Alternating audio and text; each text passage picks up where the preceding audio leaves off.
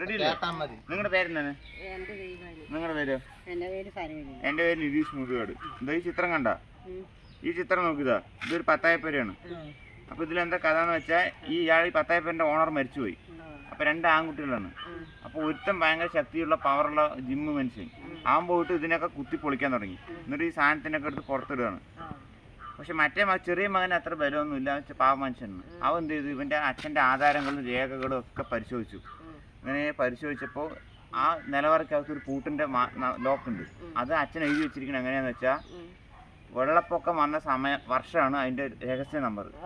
അപ്പോൾ ഇവൻ എന്ത് ചെയ്ത് വാർഡിലത്തെ ഒരു പഴയ അധ്യാപകനെ കൊണ്ട് പോയിട്ട് ചോദിച്ചു, ഈ നമ്മുടെ നാട്ടിൽ എപ്പോഴാണ് വെള്ളപ്പൊക്കം വന്നതെന്ന്. അപ്പോൾ ആ വർഷം കിട്ടി.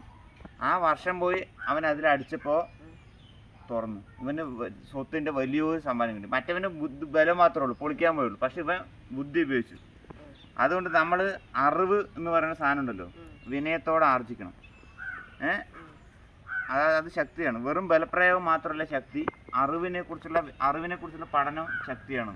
അവന് ബുദ്ധിയുള്ളതുകൊണ്ടാണല്ലോ അവൻ രേഖകൾ വായിച്ച് മറ്റവിടെ പോയി ചോദിച്ച് കിട്ടിയത്. അതുകൊണ്ട് ഇതൊരു ഈ കളക്ടർ എഴുതിയ ബുക്കാണ്. ഇയാളെ കളക്ടറാണ് പ്രശാന്ത്. സിസ്റ്റം ഔട്ട് കംപ്ലീറ്റ്ലി എന്നാണ് പുസ്തകത്തിൻ്റെ പേര്. അപ്പോൾ ഇയാൾ പറയുന്ന കഥയാണ്. ഈ ധാന്യപ്പുരയിലുള്ള അനന്തരാവകാശം കൊണ്ട് 2 സഹോദരന്മാരുടെ കഥ പറയണം. അപ്പോൾ ബലമില്ലാത്ത ചെറിയ മനുഷ്യനും അറിവ് ഉപയോഗിച്ചിട്ട് ബലം കിട്ടുന്നു. അപ്പം നമ്മൾ ഇവിടുത്തെ ഈ പഞ്ചായത്തിനകത്തൊക്കെ നമുക്കൊന്നും ബലമില്ല.